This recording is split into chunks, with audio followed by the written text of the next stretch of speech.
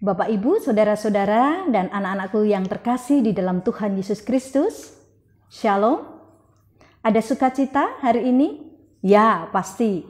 Karena kita senantiasa merasakan sukacita, damai Natal, senantiasa kita rasakan dalam kehidupan kita. Nah, berbicara tentang sukacita, tema kita pada kesempatan hari ini adalah sukacita menyambut Sang Penebus. Karena itu sebelum kita bersama-sama mendengarkan firman Tuhan, mari saya ajak untuk bersama-sama bersekutu di dalam doa. Mari kita berdoa. Tuhan, terima kasih dalam suasana Natal, sukacita, kehangatan, meskipun tetap ada keprihatinan dan pergumulan terkait dengan kondisi saat ini, tapi kami merasakan bagaimana Allah berbicara dan menyatakan diri di dalam kehidupan kami. Seperti Engkau berfirman bahwa Engkau adalah Immanuel, Allah yang beserta dengan kami. Maka pada saat ini Tuhan, kami bersama-sama meneduhkan hati kami mau mendengarkan firman Tuhan. Kami ingin mendengarkan kisah-kisah Natal yang membawa sukacita bagi kami. Karena itu Tuhan, nyatakanlah di dalam kehidupan kami. Dalam Yesus, bayi yang baru saja kami rayakan kelahirannya, kami berdoa. Amin. Bacaan kita hari ini, Bapak, Ibu, Saudara yang terkasih di dalam Tuhan serta anak-anakku, terambil dari kitab Lukas pasal yang kedua. Mari kita perhatikan mulai dari ayat yang ke-22 sampai dengan ayat yang ke-40. Yang demikianlah firman Tuhan. Dan ketika genap waktu pentahiran menurut hukum Taurat Musa, mereka membawa dia ke Yerusalem untuk menyerahkannya kepada Tuhan. Seperti ada tertulis dalam hukum Tuhan, semua anak laki-laki sulung harus dikuduskan bagi Allah. Dan untuk mempersembahkan kurban menurut apa yang difirmankan dalam hukum Tuhan, yaitu sepasang burung tekukur atau 2 ekor anak burung merpati. Adalah di Yerusalem seorang bernama Simeon. Ia seorang yang benar dan saleh yang menantikan penghiburan bagi Israel. Roh Kudus ada di atasnya, dan kepadanya telah dinyatakan oleh Roh Kudus bahwa ia tidak akan mati sebelum ia melihat Mesias, yaitu dia yang diurapi Tuhan. Ia datang ke bait Allah oleh Roh Kudus ketika Yesus anak itu dibawa masuk oleh orang tuanya untuk melakukan kepadanya apa yang ditentukan hukum Taurat. Ia menyambut anak itu dan menatangnya sambil memuji Allah, katanya, "Sekarang Tuhan, biarkanlah hamba-Mu ini pergi dalam damai sejahtera sesuai dengan firman-Mu. Sebab mataku telah melihat keselamatan yang daripada-Mu, yang telah Engkau sediakan di hadapan segala bangsa, yaitu terang yang menjadi penyataan bagi bangsa-bangsa lain dan menjadi kemuliaan bagi umat-Mu Israel." Dan bapa serta ibunya amat heran atas apa yang dikatakan tentang dia. Lalu Simeon memberkati mereka dan berkata kepada Maria, ibu anak itu, "Sesungguhnya anak ini ditentukan untuk menjatuhkan atau membangkitkan banyak orang di Israel dan untuk menjadi suatu tanda yang menimbulkan perbantahan, dan suatu pedang akan menembus jiwamu sendiri, supaya menjadi nyata pikiran hati banyak orang." Lagi pula di situ ada Hana, seorang nabi perempuan, anak Fanuel dari suku Asher. Ia sudah sangat lanjut umurnya. Sesudah kawin ia hidup 7 tahun lamanya bersama suaminya, dan sekarang ia janda dan berumur 84 tahun. Ia tidak pernah meninggalkan bait Allah dan siang malam beribadah dengan berpuasa dan berdoa. Dan pada ketika itu juga datanglah ia ke situ dan mengucap syukur kepada Allah dan berbicara tentang anak itu kepada semua orang yang menantikan kelepasan untuk Yerusalem. Dan setelah selesai semua yang harus dilakukan menurut hukum Tuhan, kembalilah mereka ke kota kediamannya, yaitu kota Nazaret di Galilea. Anak itu bertambah besar dan menjadi kuat, penuh hikmat dan kasih karunia Allah ada padanya. Demikianlah firman Tuhan. Yang berbahagia adalah setiap orang yang mendengarkan firman Tuhan serta melakukan dalam hidup sehari-hari. Amin. Saudara-saudara, anak-anakku yang terkasih di dalam Tuhan, kisah kita kali ini menceritakan peristiwa ketika Tuhan Yesus dibawa oleh orang tuanya menuju ke bait Allah untuk menerima pentahiran. Kita tahu bahwa dalam tradisi agama Yahudi dan itu dimuat dalam hukum Taurat Musa, ada kewajiban bagi anak laki-laki terutama sulung pada usia 8 hari, dia harus ditahirkan, dia harus dikuduskan, dia harus menerima penandaan sebagai umat kepunyaan Tuhan, sebagai sebuah tanda untuk sunat. Demikian juga dia diantar oleh Maria dan juga Yusuf. Kita tahu juga bahwa Maria sebagai seorang ibu yang melahirkan juga pada masa itu dianggap dalam tradisi hukum Taurat Musa juga najis atau tidak kudus, sehingga perlu bagi dia untuk juga melakukan pekudusan dan pentahiran. Nah, menarik adalah ketika mereka datang ke Yerusalem untuk menjalankan tanggung jawabnya, termasuk mereka membawa burung merpati dan juga burung tekukur. Itu adalah binatang yang memang diberikan dan diambil oleh seseorang dalam kondisi sosial seperti mereka. Karena kita tahu Maria dan Yusuf bukan orang yang kaya, sehingga mereka membawa binatang bukan domba, kambing, tetapi mereka membawa burung merpati. Nah, saudara yang terkasih, sesungguhnya peristiwa pentahiran itu biasa saja. Karena tahu juga dialami dan dilakukan oleh anak-anak Yahudi pada umumnya dan orang tua pada umumnya. Tetapi hari itu ada sesuatu yang berbeda. Ada reaksi yang berbeda ketika Yesus dibawa orang tuanya masuk ke bait Allah.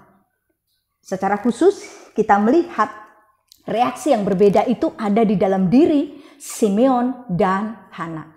Siapakah mereka itu? Saudara yang terkasih, Simeon adalah anak dari seorang rabi Yahudi yang sangat terkenal, yakni Rabi Hillel. Ia disebut dalam Alkitab ini sebagai seorang yang benar dan saleh, menunjukkan bagaimana tingkat dia dalam berelasi dengan Allah dan juga dengan sesama. Dia orang yang benar sekaligus orang yang saleh, menunjukkan bagaimana dia adalah orang yang benar-benar hidup dalam takut akan Tuhan. Tetapi Simeon bukan hanya sekedar orang yang takut akan Allah, hidup baik dan benar, saleh dan benar.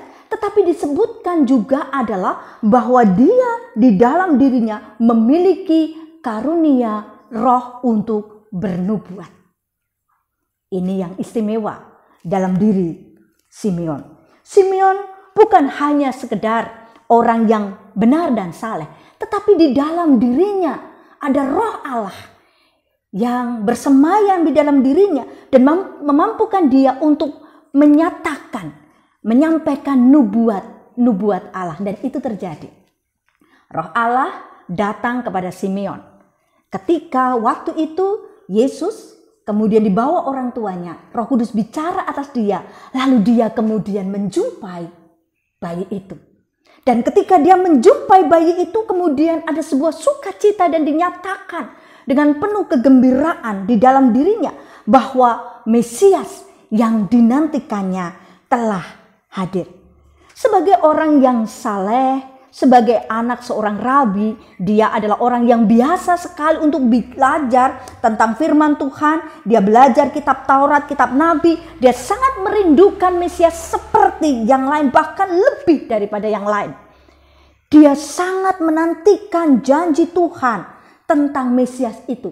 Karena itu betapa gembiranya hatinya. Ketika apa yang dia pelajari, apa yang dia impikan, dia rindukan, dia doakan siang, pagi, malam, dan sore, kemudian terwujud ketika dia melihat bayi itu yang adalah Mesias, anak Allah. Nah saudara yang terkasih, bukan hanya itu, tetapi juga dinyatakan pada saat dia menerima dan melihat bayi itu, lalu ada sebuah nubuat yang disampaikan tentang bayi itu dan tentang orang tuanya. Dengan jelas dikatakan bahwa bayi itu akan menimbulkan berbantahan yang luar biasa. Dia akan membuat orang bisa jatuh tetapi juga orang bisa bangkit. Dan pedang akan menghujam hati kedua orang tuanya. Nubuat dinyatakan oleh Simeon kepada Maria dan Yusuf. Bahwa mereka harus sadar bahwa suatu saat peristiwa itu benar akan terjadi. Bahwa Yesus menimbulkan sebuah karya luar biasa. Tetapi di dalamnya akan ada penderitaan yang muncul baik dalam diri Yesus maupun juga mereka selaku orang tuanya. Akan ada pedang yang menghantam, menikam jiwanya, sangat pedih dan menyakitkan. Sementara itu, siapakah Hana? Hana adalah seorang janda yang dia hidup bersama suaminya hanya 7 tahun. Setelah itu dia kemudian ditinggalkan suaminya dan akhirnya dia menjadi janda puluhan tahun. Sampai dikatakan di dalam Alkitab usianya 80-an lebih.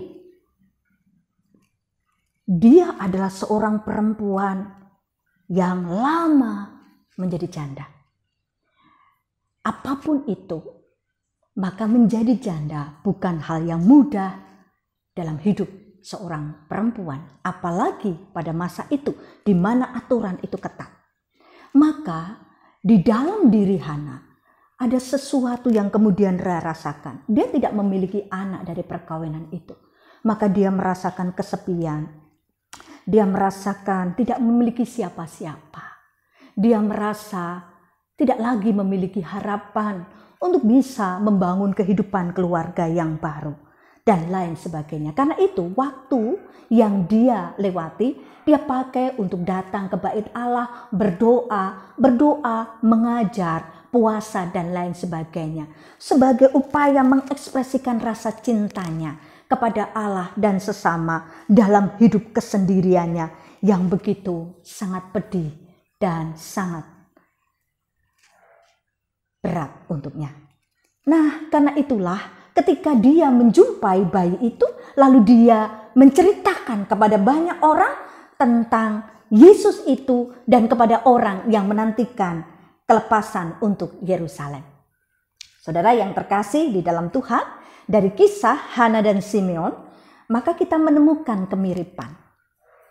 Kemiripan apa yang bisa kita lihat? Yang pertama, kitab Injil Lukas secara sengaja menyatakan bahwa mereka adalah orang-orang yang sudah lanjut usia. Sudah lanjut usia. Bagi orang yang sudah lanjut usia, apa sih yang diinginkan? Nggak ada. Nggak ada. Karena merasa semuanya sudah selesai. Saya sudah membesarkan anak-anak saya, tanggung jawab saya sudah selesai, apalagi yang saya harapkan? Bukankah seringkali yang diharapkan adalah bahwa saya mengisi waktu ini dengan baik sambil menantikan Tuhan datang menjemput.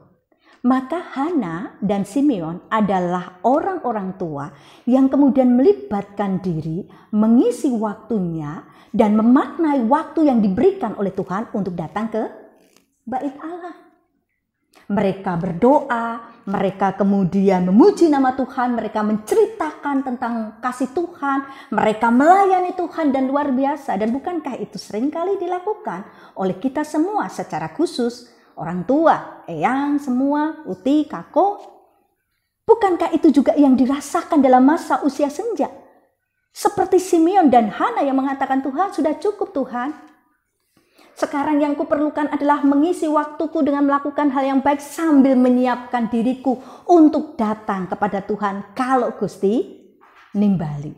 Dan menarik, sebelum mereka wafat, sebelum ajal menjemput, maka mereka diperkenankan oleh Tuhan untuk melihat bayi itu. Betapa bahagianya, betapa sukacitanya mereka ketika mereka sudah hampir atau kemudian tinggal menunggu waktu atau kemudian sebentar lagi mereka meninggal menurut ukuran mereka masih diperkenankan untuk melihat mujizat itu, untuk melihat tanda, melihat Yesus yang menjadi Mesias dalam kehidupan mereka. Karena itu apa yang mereka rasakan? Sukacita, kelegaan yang luar biasa, sehingga Simon mengatakan, ya Tuhan, sekarang ambillah, aku sudah merasakan bahwa aku sudah lega. Jikalau engkau mengambil nyawaku, maka aku serahkan karena aku sudah melihat kemuliaan dan terang itu. Itu menyatakan sukacita di dalam diri para adioswa, para lansia, ataupun juga setiap orang yang diperkenankan untuk melihat Tuhan. Yang kedua, saudara yang terkasih, mereka berdua itu orang yang luar biasa. Yang perempuan seorang nabi, yang Simeon adalah seorang yang benar dan saleh. Mereka adalah orang-orang yang hidup dalam sebuah pergumulan. Bagaimana mencocokkan, menghubungkan, gatoke antara realitas dan mimpi mereka. Yang saya maksudkan begini, dalam mimpi mereka, dalam pengajaran mereka, dalam perjalanan pergumulan hidup mereka belajar tentang janji Tuhan. Mereka bercerita atau mengetahui tentang janji Tuhan, tentang Mesias sang pembebas yang dinantikan oleh setiap manusia termasuk mereka. Dan mereka meyakini itu bukan hanya sekedar, oh aku ngerti deh. Bukan hanya sekedar itu. Tapi mereka meyakini bahwa sok Gusti Allah rawuh. Putra yang Allah itu mesti rawuh. Itu keyakinan. Tetapi realitasnya berbeda. Ketika mereka masih muda, mereka justru hidup dalam pembuangan dan juga dalam masa-masa berat ketika mereka ditindas bangsa lain. Ada Asyur, ada Babel, dan tempat-tempat lain. Itu realitas yang dihadapi para orang-orang Israel. Lalu sekarang mereka melihat ketika tua, bangsanya masih dijajah. Masih dikuasai oleh orang-orang Romawi, masih ditindas, mereka diperlakukan tidak adil, mereka menderita dan lain sebagainya. Realitasnya sungguh sangat berat. Karena realitasnya mengatakan mereka itu dikuasai, mereka menderita dan mereka tidak pernah menjadi bangsa yang merdeka. Saudara bisa bayangkan kegelisahan mereka. Satu sisi mereka meyakini, satu sisi kemudian melihat, kok menderita, kok teko-teko Tuhan, kok nggak datang-datang, umatmu sudah banyak menderita, katanya engkau memberikan janji dan lain sebagainya. Sedih mereka melihat realitas itu. Maka ketika mereka melihat ada Maria Yusuf dan kemudian membawa seorang bayi dan kemudian Simeon mengatakan itu adalah Mesias anak Allah, wah, mereka bersuka cita. Mereka gembira sekali dan mengatakan ini loh, ini sudah. Jawaban Tuhan sudah nyata. Sekarang apa yang dijanjikan oleh Tuhan sudah terbukti. Yaitu bahwa Mesias datang. Maka seluruh apa yang dinyatakan tergenapi. Tidak akan ada lagi penderitaan. Tidak akan ada lagi sebuah penindasan dan juga penjajahan. Semua akan diselesaikan oleh Mesias, Putra Allah. Sukacita ada di situ. Luar biasa. Karena itu tema kita hari ini, saudara-saudara yang terkasih, sukaria menyambut Sang Penebus. Sekarang pertanyaannya adalah, lalu bagaimana dengan kita? Apakah kita juga bersukacita? Apakah kita juga bersukaria meskipun kita tidak bisa berkumpul dengan anak-anak, cucu-cucu, dan juga dengan saudara-saudara? Oh pasti tidak. Kita tetap merasakan sukacita. Tetapi sukacita kita bagaimana? Apakah itu terus ada? Atau berhenti ketika peristiwa Natal kemudian sudah berlalu? Sukacita kita sebagai anak-anak Tuhan yang melihat terang, yang menerima Yesus itu tetap ada dalam kehidupan kita? Atau kita seperti lampu pohon Natal, biar pet gitu? Jadi saatnya kita sukacita, gembira, beriman. Tapi saatnya sudah deh loyo lagi. Atau kita seperti pohon Natal juga yang kemudian keluar pada bulan Desember, Januari sudah masuk lagi ke kota. Cuma sementara sukacita kita. Tapi hari ini kita bersama-sama menyatakan, mari kita nyatakan sukacita kita. Lalu dengan apa? Dengan hidup penuh sukacita, dengan hidup penuh pengharapan, dengan hidup penuh bersyukur, dan memasuki tahun yang baru. Maka marilah kita terus bersukacita dalam segala hal. Itulah yang dikatakan Tuhan melalui hambanya. Bersukacitalah senantiasa. Marilah kita bersama-sama seperti Simeon dan Hana menyambut Natal dengan penuh sukacita melalui kehidupan kita. Amin. Kita berdoa. Terima kasih Tuhan, kami boleh mendengar berita Natal. Biarlah hati kami selalu bersukacita yang kami wujudkan dalam semangat juang, pikiran yang positif, dan juga pengharapan yang selalu besar untuk kami menghadapi berbagai masalah, dan biarlah kami boleh menyatakan sukacita kami selaku orang-orang percaya kepada masyarakat dan orang-orang di sekitar kami. Ya Roh Kudus, tolonglah kami. Amin.